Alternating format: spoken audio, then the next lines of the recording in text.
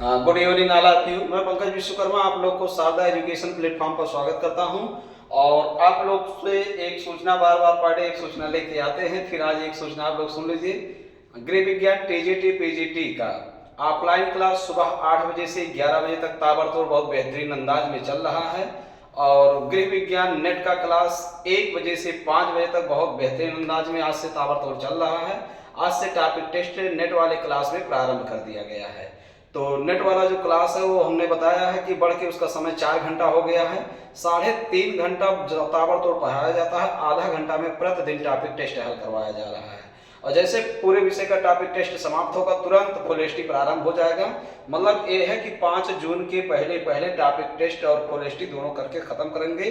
10 जून से संभवतः नेट का पेपर प्रारंभ हो जाए। तो पेपर के पहले पहले हम एकदम आप लोगों को एकदम जान लीजिए कि फुल चार्ज कर देंगे। इतना चार्ज कर देंगे कि एकदम हमेशा ऊर्जावान आप लोग बने रहेंगे।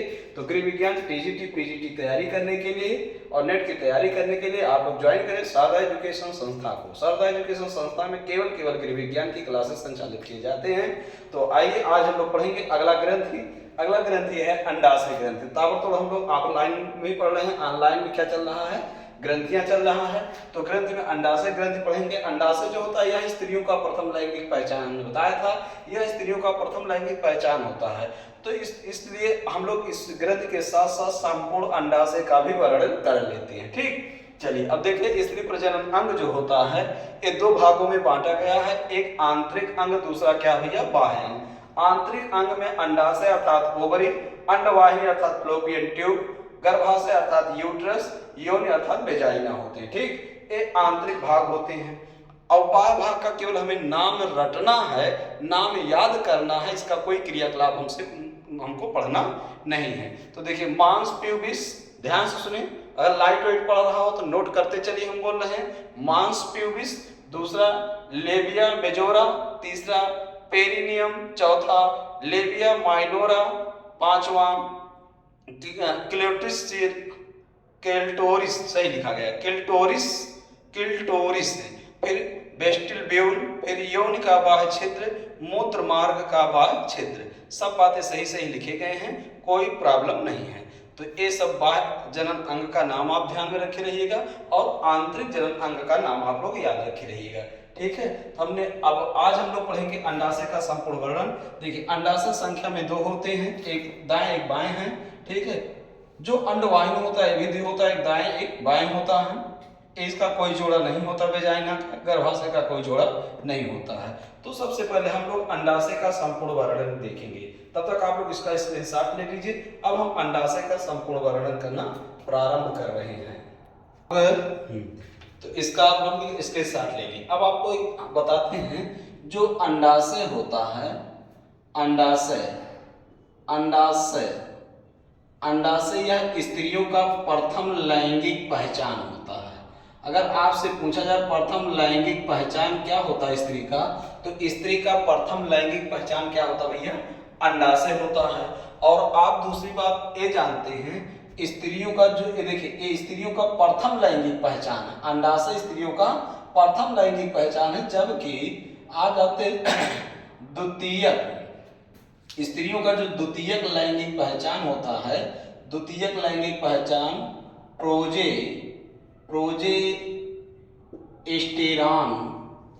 प्रोजेस्टेरॉन होता है। देखिए 2-3 हार्मोन्स का स्राव होता है, तो ये सभी हार्मोन्स क्या होते हैं, द्वितीयक लैंगिक पहचान होते हैं। जैसे प्रोजेस्टेरॉन होते हैं और क्या होते हैं, रिलैक्सिन होते हैं। क्या होते हैं भैया, रिलैक्सिन हार्मोन्स होते हैं। और क्या होते हैं, और आप जानते हैं एस्ट्रोजन हार्मोन होते हैं, एस्ट्रोजन हार्मोन होते हैं।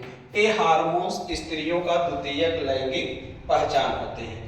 स्त्रियों का प्रथम लैंगिक पहचान आप जानते हैं क्या होता है, अंडाशय।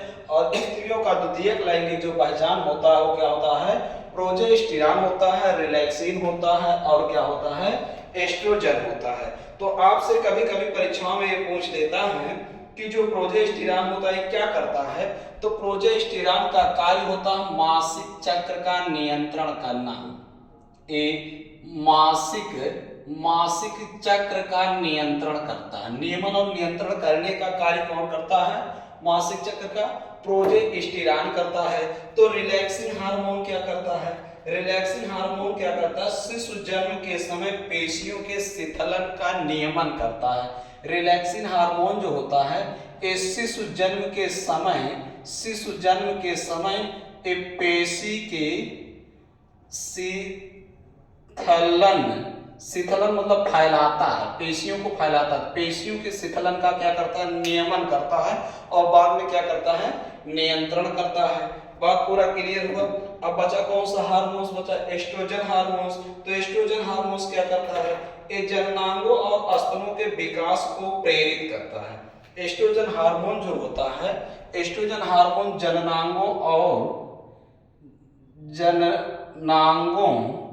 जननांगों और स्तनों के विकास को प्रेरित करता है। साफ आ रहा है? चलिए, तो आप जान गए ये सब बातें। तो प्रोजेस्टेरॉन हार्मोन्स क्या करता है? मासिक चक्र का नियमन व नियंत्रण करता है। रिलैक्सिन क्या करता है? शिशु जन्म के समय पेशियों के शिथिलन का नियमन और नियंत्रण करता है। एस्ट्रोजन हार्मोन्स क्या करता है? एस्ट्रोजन हार्मोन्स मतलब जननांगों और स्तनों के विकास को प्रेरित करता है। ये पूरा बात आप लोग जान गए।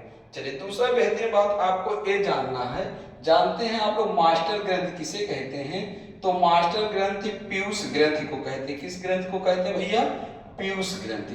अब पीयूष ग्रंथि को मास्टर ग्रंथि क्यों कहते हैं? क्योंकि आप जानते हैं ये सबसे ज्यादा हार्मोन स्राव करने वाला ग्रंथि है और इसके द्वारा जो हार्मोन स्राव होते हैं अन्य अंतःस्रावी ग्रंथियों के द्वारा स्रावित होने वाले हार्मोन्स को प्रेरित करते हैं। तो प्रेरित करने के कारण इसे क्या कहते हैं? मास्टर ग्रंथि कहते हैं। तो इससे आप जानते हैं 10 हार्मोन्स का स्राव होता है, जिसमें हमको एक मुख्य हार्मोन्स का नाम जानना, ल्यूटिनाइजिंग हार्मोन। क्या जानना है? Luteinizing hormone.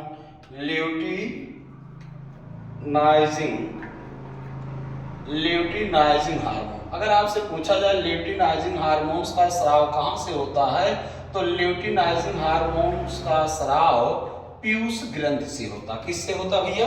पीयूष ग्रंथि से होता है। अब ल्यूटिनाइजिंग हार्मोन करेगा क्या?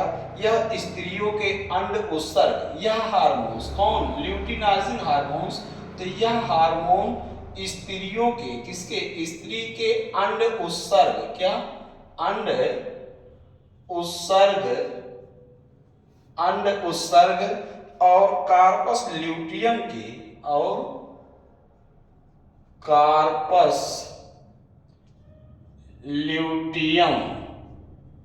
कार्पस ल्यूटियम के विकास के लिए, कार्पस ल्यूटियम के विकास के लिए और प्रोजेस्टेरॉन हार्मोन्स के स्राव को प्रेरित करता है। और क्या करता है? और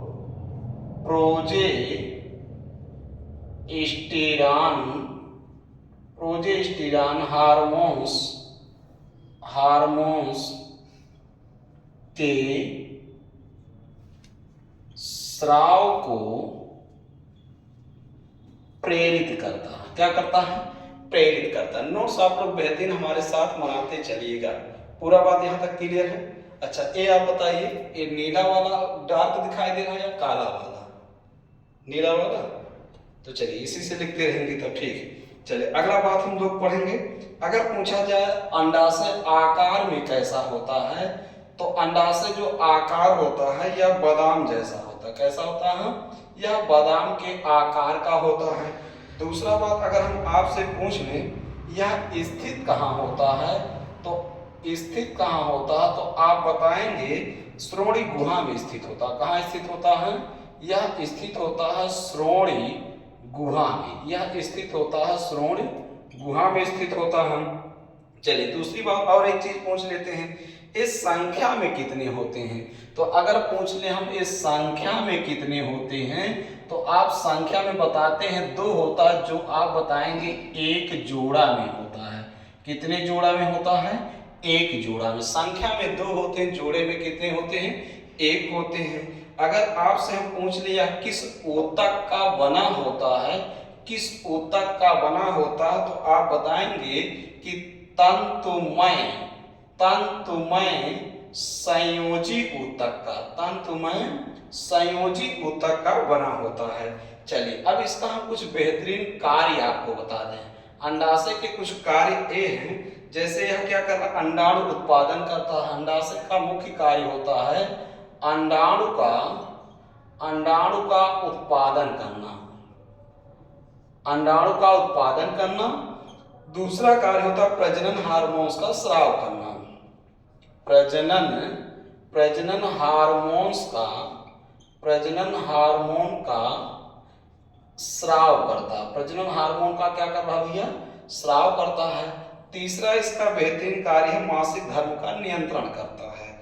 मासिक धर्म का नियंत्रण एवं नियमन करता है। जो नियमन करता है वही कौन क्या करता है भैया, नियंत्रण भी करता है। ये भी बात क्लियर हो गया। चलिए अगला बात आपको बताएं। चलिए अब देखिए अंडाणु जिस कोशिका में, अंडाशय आपने पढ़ा कि इसका मुख्य कार्य है अंडाणु का उत्पादन करना। अंडाशय संख्या में कितने होते हैं, 2 होते हैं। अंडाशय संख्या में 2 होते हैं, तो अंडाशय का मुख्य कार्य क्या पढ़े कि अंडाणु का क्या करना, उत्पादन करना, प्रजनन हार्मोन का स्राव करना और मासिक धर्म का क्या करना, नियंत्रण करना। इतना बात क्लियर हो गया। जब इतना क्लियर हो गया, अब देखिए अंडाशय में निर्माण हो रहा किसका, अंडाणु का। अंडाशय में निर्माण हो रहा किसका, अंडाणु का। तो यहाँ बात ये जानना है कि अंडाणु जो होता है क्या, अंडाणु जिस कोशिका में रहता है, अंडाणु जिस कोशिका में रहता है, जिस कोशिका या कोश में रहता है उसको क्या कहते हैं, तो उसको फोलिकल कहते हैं। क्या कहते हैं भैया, फोलिकल कहते हैं। फोलिकल है, उसको फोलिकल कहते हैं। ठीक है, अंडाणु जिस कोशिका में रहता है उसको क्या कहते हैं, फोलिकल कहते हैं। अब अगली बात हम लोग जानेंगे फोलिकल परिवर्तन से। ध्यान सुनिए, अब फोलिकल परिवर्तन को देखने से पहले फोलिकल, अंडाणु जिस कोशिका में रहता है उसे क्या कहते हैं, फोलिकल।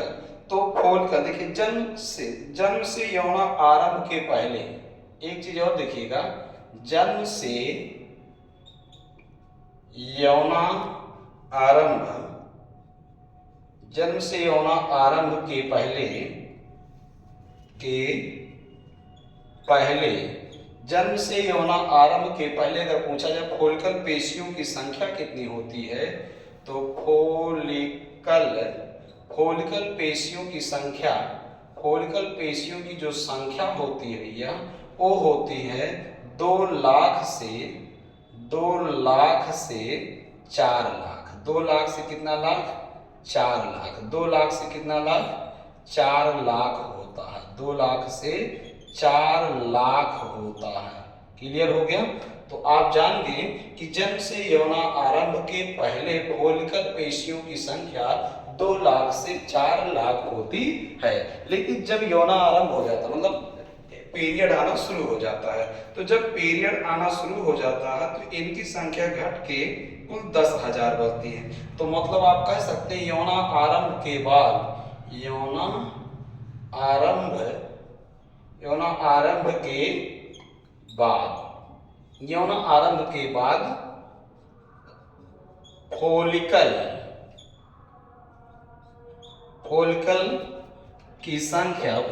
की संख्या यौन आरंभ के बाद फोलिकल की संख्या केवल 10,000 मात्र बचता है। कितना बचता है भैया, 10,000 बचता है। तो फोलिकल की संख्या मात्र कितना हजार बचता है, 10,000 बचता है। अब अगला बात आप जानिएगा कि फोलिकल परिवर्तन से, किससे, फोलिकल परिवर्तन से, फोलिकल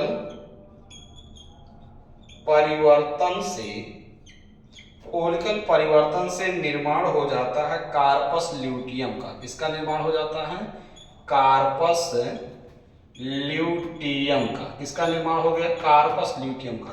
फोलिकल परिवर्तन से निर्माण हो गया कार्पस ल्यूटियम का। अब देखिए जब स्त्री प्रेग्नेंट हो जाती है तो ये देखिए अब अंडाणु शुक्राणु निषेचित होगा, अंडाणु शुक्राणु निषेचित होगा तो यही फोलिकल जो होते हैं फूल के फट जाते हैं। तो फूल के फटते हैं तो जो रक्त का थक्का को बनता है उसी रक्त के माध्यम से, थक्का के माध्यम से किसका निर्माण हो गया, कार्पस ल्यूटियम का।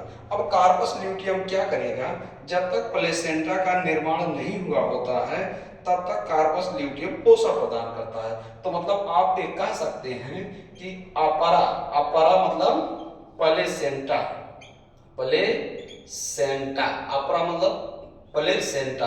तो प्लेसेंटा से पहले, प्लेसेंटा से पहले कार्पस ल्यूटियम क्या करता है, तो कार्पस ल्यूटियम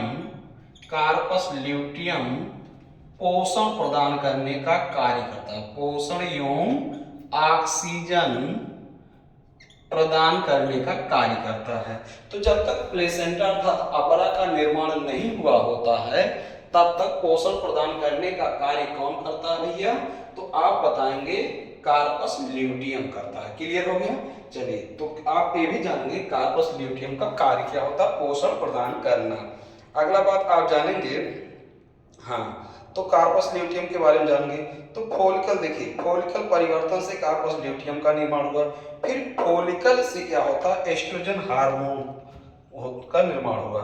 तो हाँ, फॉलिकल से किससे, अब हम थोड़ा यहाँ इधर लिखते हैं,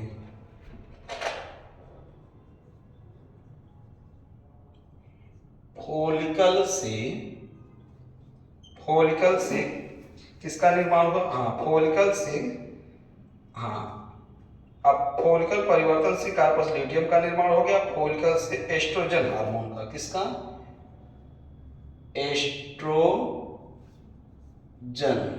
एस्ट्रोजन क्या भैया, हार्मोन, एस्ट्रोजन हार्मोन का निर्माण हो। फॉलिकल से किसका निर्माण हो रहा है, अब देखिए फॉलिकल से, अब फॉलिकल के प्रभाव से कौन हार्मोन प्रभावित हुआ, एस्ट्रोजन हार्मोन।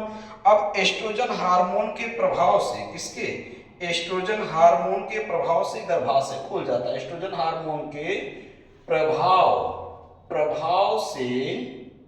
प्रभाव से गर्भाशय फूल जाता है, गर्भाशय फूल जाता है।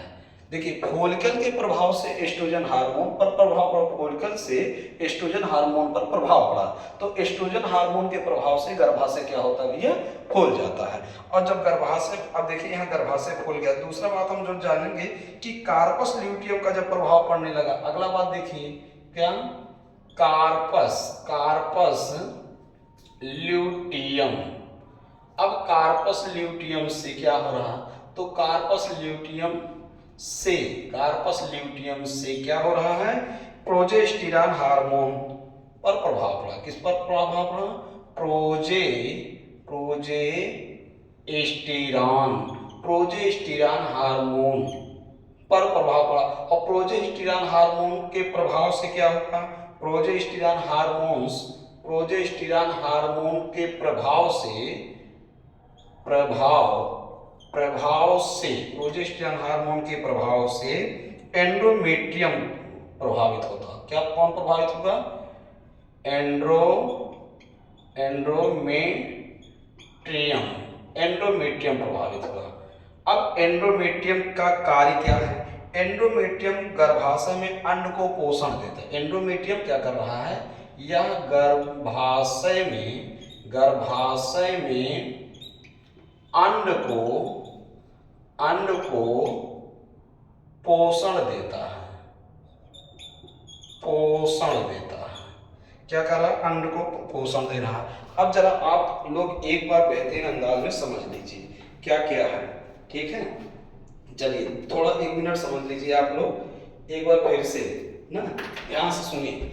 हमने अंडाशय ग्रंथि पढ़ाने के साथ साथ संपूर्ण अंडाशय का ही वर्णन कर दिया है। आप लोग ध्यान से, खूब ध्यान से देखिए, थोड़ा कंफ्यूजन जो है वो सब दूर हो जाए। हमने आपको बताया भैया कि अंडाशय जो होता है यह स्त्रियों का प्रथम लैंगिक पहचान होता है, और द्वितीयक लैंगिक पहचान इसका क्या होता है, प्रोजेस्टेरॉन होता है, रिलैक्सिन हार्मोन होता है, एस्ट्रोजन हार्मोन होता है। अब आपको हमने बताया प्रोजेस्टेरॉन मासिक चक्र का नियंत्रण करता है, रिलैक्सिंग पेशियों के शीतलन का नियमन व नियंत्रण करता है, एस्ट्रोजन हार्मोन जननांगों व स्तनों के विकास को प्रेरित करता है। बात क्लियर हुआ।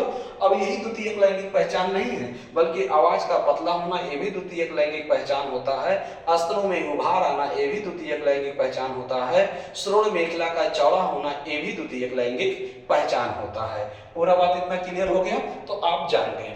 अच्छा, अगला बात है भैया पीयूष ग्रंथ। अब पीयूष ग्रंथ यहाँ दखलंदाजी क्या किया, हमने कहा कि पीयूष ग्रंथ को मास्टर ग्रंथ कहते हैं। तो पीयूष ग्रंथ के द्वारा स्रावित हार्मोन जो होता है ल्यूटिनाइजिंग हार्मोन है। अब ल्यूटिनाइजिंग हार्मोन क्या कर रहा है, ल्यूटिनाइजिंग हार्मोन स्त्रियों में अंड उत्सर्ग और कार्पस ल्यूटियम के विकास और प्रोजेस्टेरॉन हार्मोन्स के स्राव को प्रेरित करता है। मतलब यह अंड उत्सर्ग के लिए प्रेरित कर रहा है, कार्पस ल्यूटियम के विकास को प्रेरित कर रहा है, प्रोजेस्टेरॉन हार्मोन के स्राव को प्रेरित कर रहा है। कौन कर रहा है भैया, ल्यूटिनाइजिंग हार्मोन्स कर रहा है। अगर आपसे पूछा जाए कि प्रोजेस्टेरॉन हार्मोन्स का स्राव कहां से होता है तो आप बताएंगे अंडाशय से होता है। अगर आपसे पूछा जाए कि प्रोजेस्टेरॉन हार्मोन को प्रेरित करने वाला हार्मोन्स कौन है या प्रोजेस्टेरॉन हार्मोन के स्राव को प्रेरित कौन करता है तो आप बताएंगे ल्यूटिनाइजिंग हार्मोन्स करता है। पूरा बात यहाँ तक क्लियर है। चलिए आगे देखिए,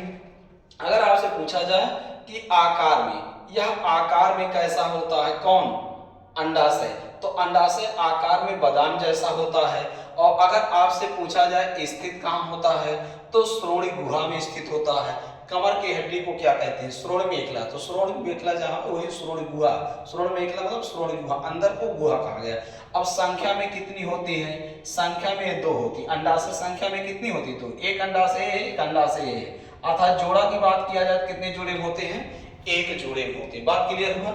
अगला बात, या अगर पूछा जाए कि यह किस ऊतक का बना होता है तो आप बताएंगे यह तंतुमय संयोजी ऊतक का बना होता है। किस ऊतक का बना होता है भैया, तंतुमय संयोजी ऊतक का बना होता है।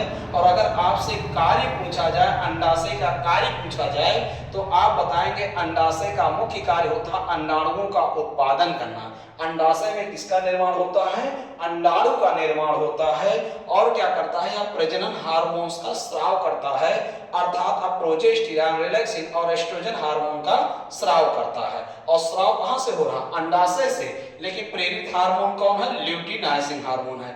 और क्या करता है, यह मासिक धर्म का भी नियंत्रण करता है। मासिक धर्म का कौन नियंत्रण कर रहा है, अंडाशय कर रहा है। अगला बात देखिए, अंडाणु जिस कोशिका में रहता है उसे क्या कहते हैं, फोलिकल कहते हैं। एक अंडाशय हो गया, अंडाशय में जो भरे हैं, क्या भरे हैं, अंडाणु। तो ये अंडाणु जिस कोश में रहता है, जिस कोशिका में रहता है उसे क्या कहते हैं, फोलिकल कहते हैं। क्या कहते हैं, फोलिकल कहते हैं। और आपसे पूछा जाए, अब देखिए फोलिकल कहते हैं तो जन्म से यौना आरंभ के पहले फोलिकल पेशियों की जो संख्या होती है वो 2 लाख से 4 लाख होती है। कितनी हो जाती है, 2 लाख से 4 लाख होती है। तो चाहे फोलिकल पेशियों की संख्या पूछे या अंडाणुओं की संख्या पूछे तो कितना बताएंगे, 2 लाख से 4 लाख होती है। लेकिन जब यौना आरंभ हो जाता है, मतलब पीरियड आना शुरू हो जाता है, तो फोलिकल पेशियां, सब फोलिकल पेशियां और फोलिकल पेशियों के उपस्थित क्या, अंड। तो ये अंडाणु सब नष्ट होकर जब नष्ट होने लगते हैं तो नष्ट होते होते होते कितने बचते हैं, अंततः 10 लाख। तो मतलब यौना आरंभ के बाद फोलिकल की संख्या कितनी हो जाती है, 10,000। कितनी हो जाती है, 10,000 हो जाती है। 10,000 क्या हो जाता, अंड हो जाता है। बात क्लियर हो गया। अगला, फोलिकल परिवर्तन से कार्पस ल्यूटियम का निर्माण हो गया, होता है। अब देखिए फोलिकल परिवर्तन से किसका निर्माण हो रहा है, कार्पस ल्यूटियम का। किसका निर्माण हो रहा है, कार्पस ल्यूटियम का। जब स्त्री, यहाँ देखिए मान लीजिए नर-मादा लैंगिक संबंध स्थापित थी, अब एक गर्भाधान क्रिया होगा, अब गर्भाधान क्रिया होगा, स्पर्म इधर से गए, इधर से क्या हो, ओवम आए, दोनों निषेचित हुआ। तो निषेचित जब हो जाएंगे तो अब देखिए वही जो फोलिकल होता है, वही फोलिकल खोल के फट जाता है, उसके थक्वा से किसका निर्माण हो जाता है, कार्पस ल्यूटियम का। तो कार्पस ल्यूटियम करेगा क्या, कार्पस जब तक अपरा अर्थात प्लेसेंटा का निर्माण नहीं हुआ होता है तब तक कार्पस ल्यूटियम पोषण और ऑक्सीजन प्रदान करने का कार्य करता है। ये भी बात जान गए। चलिए दूसरा बात जानेंगे फोलिकल के प्रभाव से। फोलिकल का प्रभाव जब एस्ट्रोजन हार्मोन पर पड़ता है तो गर्भाशय फूल जाता है। फोलिकल देखिए फोलिकल का प्रभाव जब एस्ट्रोजन हार्मोन पर पड़ता है तो गर्भाशय फूल जाता है, ये भी बात क्लियर हुआ। और कार्पस ल्यूटियम के प्रभाव से क्या होता है, एस्ट्रोजन हार्मोन का प्रभाव, एस्ट्रोजन हार्मोन पर प्रभाव पड़ता है तो एंडोमेट्रियम पर पड़ने लगता है। तो एंडोमेट्रियम क्या करता है, गर्भाशय में अंड को पोषण देने लगता है। तो फोलिकल से एस्ट्रोजन हार्मोन पर प्रभाव पड़ता है, एस्ट्रोजन हार्मोन के प्रभाव से गर्भाशय फूल जाता है, बात क्लियर हो गया। कार्पस ल्यूटियम से क्या होता है, प्रोजेस्टेरॉन हार्मोन का स्राव होने लगता है, तो इसके प्रभाव से एंडोमेट्रियम क्या का निर्माण हुआ। अब एंडोमेट्रियम क्या करता है, गर्भाशय में अंड को पोषण दे रहा है। अब पोषण देने की विधियों को जरा ध्यान से क्रमशः सुनिए। सबसे पहले अंड कहाँ है भैया, सबसे पहले देखिए अंड कहाँ, अंडाशय में। तो इस बेहतरीन बतिया को जरा मेरा सुन लीजिए कि पोषण देने वाले कौन कौन कहाँ कहाँ हैं। तो अगर आपसे सबसे पहला क्वेश्चन पूछा गया कि अंडाशय में, कहाँ भैया, अंडाशय में, अंडाशय में पोषण कौन दे रहा है, तो अंडाशय में पोषण जीव द्रव्य दे रहा है। कौन दे रहा है भैया, जीव द्रव्य दे रहा है, बात क्लियर हुआ। सब अभी देखिए, अभी मासिक चक्र आ रहा है, ठीक है, निषेचन नहीं है, तो अभी अंडाशय में जो अंडाणु बन रहे हैं, इस अंडाणु को पोषण कौन दे रहा है, जीव द्रव्य दे रहा है। ये बात एकदम क्रमशः सुनिए। पहला स्टेप आप देखें, अंडाशय में अंड को पोषण कौन दे रहा है, जीव द्रव्य दे रहा है। फिर दूसरा बात समझेंगे, अब हो गया निषेचन, अब एक स्त्री माता बनने के योग्य हो गई, मां बनना चाहती है, मां बन गई, जनन क्रिया हो गया, तो अब दूसरा चरण, दूसरे में कौन देगा पोषण, तो आप बताएंगे कार्पस ल्यूटियम। जब इसके बाद कौन देगा, कार्पस ल्यूटियम। सबसे पहले देखिए कौन दे रहा था, जीव द्रव्य। अब जीव द्रव्य के बाद कौन देना शुरू कर रहा है, corpus, corpus luteum, corpus luteum दे रहा है। अब कार्पस ल्यूटियम के बाद कौन पोषण दे रहा है, गर्भाशय में अंड को पोषण, हमने बताया गर्भाशय में अंड को पोषण एंड्रोमेट्रियम देगा। कौन देगा, एंड्रोमेट्रियम, एंड्रोमेट्रियम,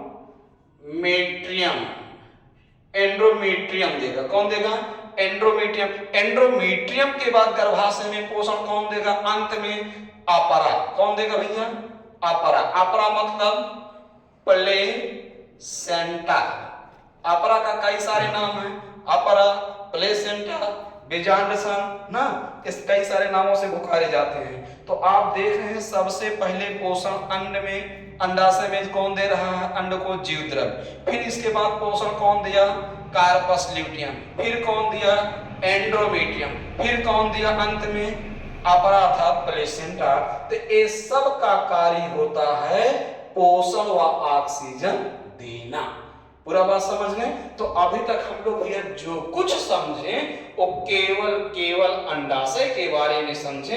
अब हम आपको कुछ अंड के बारे में बेहतरीन बता देते हैं, 2-4 कमेंट, ठीक। चलिए तो ध्यान दीजिए, अब हम इसे मिटाएंगे, इसके बाद अब तुरंत आपको अंड के बारे में बताते हैं।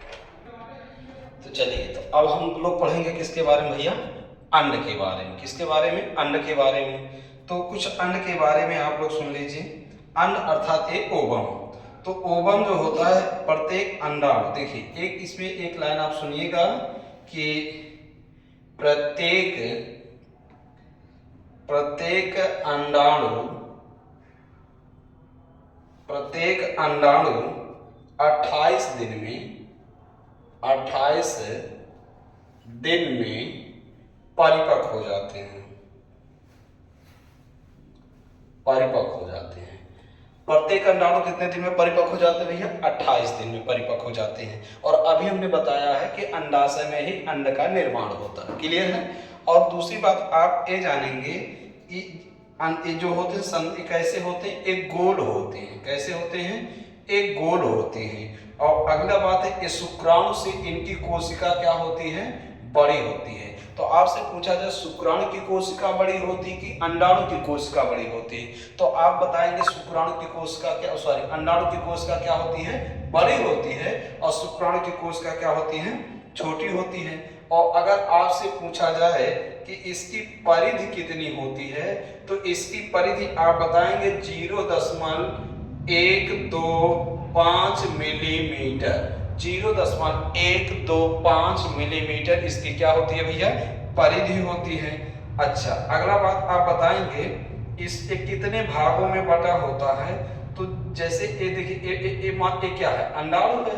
ये क्या है, यही हमने इसमें से एक मान ले निकाल, ये अंडाणु बना दिए। तो ये अंडाणु, इसको कहते हैं कोशिका भित्ति। क्या कहते हैं भैया, इसको कहते हैं कोशिका भित्ति। कोशिका भित्ति है। और इसमें ध्यान से देखें, और इसमें ये जो है, ये है केंद्र। क्या है, केंद्र। और ये सब क्या भरे हैं, जीवद्रव्य। क्या भरे हैं, जीवद्रव्य। चलिए, ये हमने अंडाणु का क्या बना दिया भैया, केंद्रक बना दिया। और एक क्या बना दिए भैया, हम जीवद्रव्य बना दिए। क्या बना दिए, जीवद्रव्य है। तो हमने बताया ये अंडाणु है। अब अंडाणु देखिए, अंडाणु जो कोशिका भित्ति होता है, ये अंडाणु में कोशिका भित्ति क्या करता है, कोशिका भित्ति अंडाणु की सुरक्षा करता है। कोशिका भित्ति अंडाणु की क्या करता है, सुरक्षा करता है। दूसरा जो हमने बताया केंद्रक, तो आप कोशिका में पढ़े होंगे केंद्रक का आनुवंशिकता में महत्वपूर्ण स्थान होता है, क्योंकि केंद्रक में आप जानते हैं डीएनए, आरएनए और क्या पाए जाते हैं भैया, गुणसूत्र पाए जाते हैं। क्या पाए जाते हैं, गुणसूत्र। केंद्रक में डीएनए, आरएनए और क्या पाए जाते हैं, गुणसूत्र पाए जाते हैं। ठीक है, तो आप जाने यह जो केंद्रक है, इसका अंडाणु का केंद्रक, तो केंद्रक का आनुवंशिकता में महत्वपूर्ण स्थान होता है। क्यों, क्योंकि इसी केंद्रक में डीएनए, आरएनए और क्या पाए जाते हैं, गुणसूत्र पाए जाते हैं। और जीवद्रव्य क्या करता है, जीवद्रव्य अंड को पोषण और ऑक्सीजन देता है। पोषण और क्या देता है, ऑक्सीजन देता है। ये भी बात क्लियर हुआ। तो हमने ओवम के बारे में बता दिया कि प्रत्येक अंडाणु जो होता है 28 दिन में परिपक्व हो जाते हैं। तो जो पीरियड आता है स्त्रियों में, वो कितने दिन पर आता है, 28 दिन पर आता है। ठीक, तो कुछ लोग में 30 दिन पे आता है, कुछ दिन में 24 दिन पे आता है। देखिए, मिनिमम 21 दिन होना चाहिए और मैक्सिमम 35 दिन होना चाहिए। सामान्य डे क्या होता है, 28 डे होता है, 28 दिन का। क्लियर। आगे संरचना में कैसा होता है, गोल होता है। शुक्राणु से इसकी कोशिका क्या होती है, बड़ी होती है। इसकी परिधि कितनी होती है, तो 0.125 मिलीमीटर होती है। अब आप देख रहे हैं एक किसकी संरचना है, एक अंड का संरचना है। तो 3 भागों में बटी होती है, कोशिका भित्ति, केंद्रक और जीवद्रव्य। तो जो अंडाणु 3 भाग में बटी है, जो कोशिका भित्ति होती है, ये अंडाणु की सुरक्षा करती है। और केंद्रक जो होता है, इसका आनुवंशिकता में महत्वपूर्ण स्थान होता है, क्योंकि इसमें डीएनए, आरएनए और क्या पाए जाते हैं, गुणसूत्र पाए जाते हैं। जो जीवद्रव्य होता है, एक अंड को पोषण देने और ऑक्सीजन देने का कार्य करता है। इतना बात क्लियर हो गया। चलिए, अगला बात ध्यान से देखिएगा आप लोग। तो ये हो गया किसके बारे में, अंड के बारे में। अब हम आपको थोड़ा बता दें किसके बारे में, अंडवाहिनी के बारे में। ठीक है, हाँ, अंडवाहिनी मतलब फ्लोपियन ट्यूब के बारे में सुन लीजिए थोड़ा सा। ये है अंडवाहिनी। अंडवाहिनी, अंडवाहिनी मतलब एक फ्लोपियन ट्यूब है।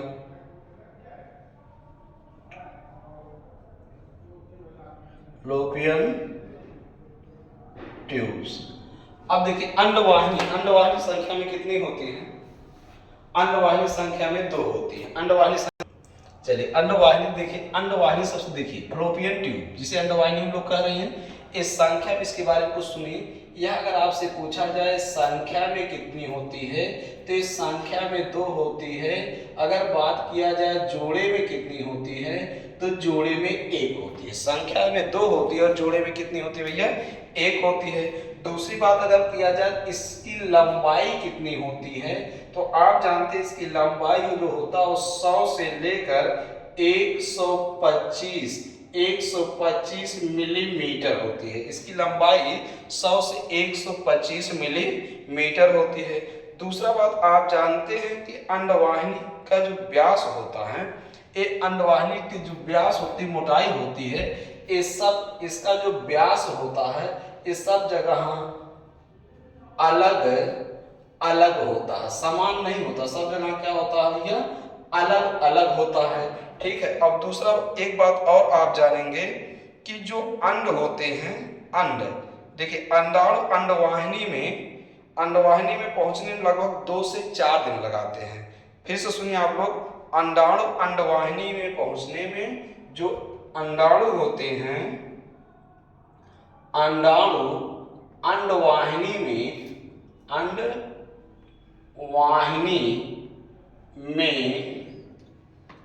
पहुंचने में 2 से 4 दिन का समय लगता है। कितना दिन का समय लग जाता है? 2 से 4 दिन का समय लग जाता है। बात क्लियर हो गया। दूसरा बात आपसे एक चीज और हम पूछेंगे कि स्टीरियो में आप लोग बताइए क्या होता है? नसबंदी होता है नलबंदी, तो आप लोग बताएंगे स्टीरियो में नलबंदी होता है। तो स्टीरियो में जो नलबंदी क्रिया होती है, नलबंदी, जैसे पुरुषों में होता है क्या? नसबंदी, तो स्टीरियो में नलबंदी होता है। तो नलबंदी क्रिया को क्या कहते हैं? ट्यूब को ब्लॉक किया जाता है तो ट्यूबकोटॉमी कहते हैं। क्या कहते हैं? ट्यूबकोटॉमी। स्टीरियो में नलबंदी क्रिया को क्या कहते हैं? ट्यूबकोटॉमी कहते हैं। ये भी बात क्लियर हुआ। दूसरी बात आप जानेंगे कि 3 परत होते हैं। कितने परत होते हैं? 3 परत होते हैं। तो इसका जो पहला परत है पेरिटोनियम परत होता है, पेरिटोनियम परत होता है। और दूसरा परत होता है जिसे कहते हैं पेशी परत। क्या कहते हैं? पेशी परत कहते हैं। और तीसरा परत होता है रोम युक्त परत। क्या होता है? रोम युक्त परत। ये 3 परत होते हैं। तो एक बार आप लोग अंडवाहिनी के बारे में फिर से सुनिए कि अंडवाहिनी संख्या में 2 होती हैं। अंडवाहिनी की लंबाई 100 से 125 मिलीमीटर होती है। इसका व्यास अलग अलग स्थानों पर अलग अलग होता है और अंडाणु अंडवाहिनी में पहुंचने में 2 से 4 दिन समय लगाता है। और स्त्रियों में जो नलबंदी क्रिया होती है उसे ट्यूबकोटॉमी कहते हैं। और यह 3 परत से घिरा होता है, पेरिटोनियम, पेशी परत और रोम युक्त परत से घिरा होता है। चलिए इसके बारे में आप लोग पूरा बात समझ गए। अगला बात अब हम लोग समझेंगे कि जो गर्भाशय होता है, क्या किसके बारे में पढ़ेंगे? गर्भाशय के बारे में। तो कुछ हम लोग गर्भाशय के बारे में भनाभन सुन लेते हैं। तो आप जानते हैं जो गर्भाशय यही है। तो ये जो गर्भाशय है, कौन? गर्भाशय ये नाशपाती के समान होता है। किसके समान होता है भैया? नाशपाती के समान होता है। तो सबसे पहले देखिए इसमें कुछ परत होते हैं और कुछ भाग होते हैं। तो पहले हम आपको इसके भागों के बारे में बताएं। इसमें 3 भाग हैं। तो पहले भाग जिसे हम लोग ऊपरी भाग कहेंगे, ऊपरी भाग। तो ऊपरी भाग को हम लोग कहते हैं फंडस। ऊपरी भाग को क्या कहते हैं? इसको कहते हैं फंडस भाग। क्या कहते हैं? फंडस। और दूसरा है मध्य भाग। मध्य भाग को कहते हैं बॉडी ऑफ यूट्रस। अब ये हो गया मध्य भाग। तो मध्य भाग को कहेंगे बॉडी ऑफ यूट्रस। क्या कहेंगे भैया? Body of uterus.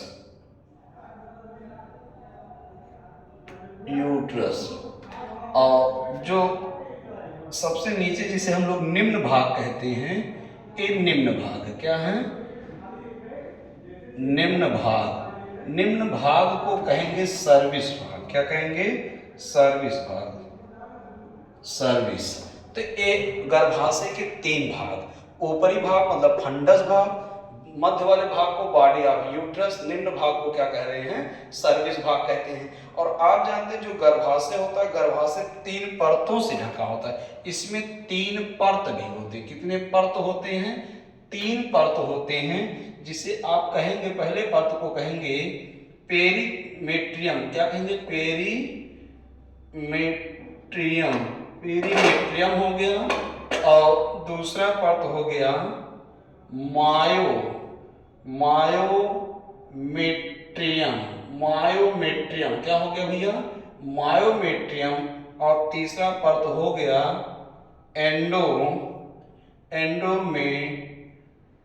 क्या हो गया? एंडोमेट्रियम। ये 3 परत हो गए। तो तीनों परतों का भी नाम जान गए, पेरीमेट्रियम, मायोमेट्रियम, एंडोमेट्रियम। ये तीनों परत भी हो गए। चलिए दूसरा बात आप लोग अब जानेंगे कि जो गर्भाशय होता है स्थित कहाँ होता है। तो गर्भाशय आप जानते हैं ये मूत्राशय और मलाशय के मध्य स्थित होता है। अगर आपसे पूछा जाए ये स्थित कहाँ होता है तो आप बताएंगे यह मूत्राशय मूत्राशय एवं मलाशय, मलाशय के मध्य स्थित होता है। मूत्राशय और मलाशय के मध्य कौन स्थित हो रहा है? गर्भाशय स्थित होता है। दूसरा बात आप और क्या बताएंगे कि देखिए दो बात इसमें पढ़ना है कि गर्भाशय के बारे में दो बात ये पढ़ना है कि जो स्त्री कभी बच्चे का जन्म दी है और जो स्त्री कभी बच्चे का जन्म नहीं दी है। तो मतलब जो जन्म देने वाली, तो जन्म देने वाली स्त्री और नाम देने वाली स्त्री, और जो जन्म दी है तो जन्म देने वाली स्त्री की जो गर्भाशय की लंबाई होगा, और जो ना देने वाली गर्भाशय की लंबाई, देखिए लंबाई इनके लंबाई होगा ना देने वाले, हाँ उल्टा हो रहा। चलिए देखिए इनकी लंबाई कितना, जन्म देने वाली और ना देने वाली। जो स्त्री बच्चे का जन्म दिए हैं तो देने वाली की जो लंबाई होगा भैया वो 8.2 सेंटीमीटर होगा, और ना देने वाली की उल्टा हो रहा भाई, इधर देखिए जो स्त्री बच्चे का जन्म दी है, तो जो स्त्री बच्चे का जन्म दी है उनके गर्भाशय की लंबाई होता है 8.2 सेंटीमीटर, और इनके गर्भाशय की जो चौड़ाई होता है वो होता है 6.2 सेंटीमीटर, और इनके गर्भाशय का जो भार होता है वो होता 80 से लेके 100 ग्राम। 80 से लेके कितना ग्राम? 100 ग्राम। जो स्त्री बच्चे का जन्म दी है उनके गर्भाशय की लंबाई 8.2 सेंटीमीटर, उनके गर्भाशय का चौड़ाई 6.2 सेंटीमीटर, उनके गर्भाशय का भार 80 से लेके 100 ग्राम का होता है जो स्त्री कभी बच्चे का जन्म दी है। और जो स्त्री कभी बच्चे का जन्म नहीं दी है उनके गर्भाशय की जो लंबाई होता है वो 7 से 8 सेंटीमीटर होता है, और अगर बात किया जाए चौड़ाई की तो चौड़ाई 5 सेंटीमीटर होता है। अगर बात किया जाए मोटाई की तो मोटाई की बात किया जाए तो 2 से लेके 3 सेंटीमीटर होता है। अगर बात किया जाए भैया भार का तो लगभग 50 ग्राम भार होता है। कितना ग्राम भार होता है? 50 ग्राम भार होता है। तो पूरा बात क्लियर हो गया। चलिए दूसरा बात आप समझ लीजिए वेजाइना के बारे में। किसके बारे में? वेजाइना, यौन, जहां से नर और मादा लैंगिक संबंध यहाँ स्थापित करते हैं। पुरुष का शिश्न जिस भाग से प्रवेश करता है उसी को क्या कहते हैं? वेजाइना कहते हैं। इसी भाग से पीरियड आता है और इसी भाग से संतान जन्म लेता है, और लैंगिक संबंध स्थापित करते समय इसी भाग से चिपचिपा तरल पदार्थ का स्राव भी होता है। तो इस भाग को कहते हैं वेजाइना। तो आप लोग को हमने पूरा अंडाशय के बारे में बेहतरीन अंदाज में पढ़ा दिया है।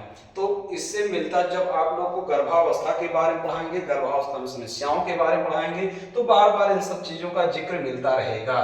ठीक है, तो आप लोग अभी जो कुछ बताएं इतना अंडाशय के बारे में जानते रहिए। इसके आगे नेक्स्ट वीडियो में जब गर्भाशय के बारे में पढ़ाएंगे, तो अभी नेक्स्ट वीडियो पढ़ाएंगे नहीं, जब बाल विकास शुरू करेंगे तब हम पढ़ाएंगे। तो वहाँ सारी समस्याएं उत्पन्न होती हैं गर्भावस्था में, उसमें सब भी बताएंगे। कैसे कैसे कितने कितने पर्थों में कौन कौन सी क्रियाएं होती है वो सब बताएंगे। तो अभी तक आप लोग जितना अभी पढ़ाए हैं इसको आप लोग नोट कर लीजिएगा, बेहतरीन अंदाज में पढ़ते रहिएगा। आप सभी विद्यार्थियों को ऑनलाइन ऑफलाइन दोनों क्लासों में स्वागत है। ऑफलाइन क्लास के बारे में फिर से एक बार सुन लीजिए। सुबह 8 से 11 एक टीजीटी की होम साइंस का जबरदस्त क्लास चल रहा है, और दोपहर 1 बजे से 5 बजे तक इंटरनेट का क्लास जबरदस्त चल रहा है। नाका ब्रांच के बारे में बता रहे हैं। देवकाली ब्रांच पे एक ही क्लास अभी चल रहा है, उसका टाइमिंग है 10 बजे से 1 बजे तक। चलिए बहुत बहुत धन्यवाद।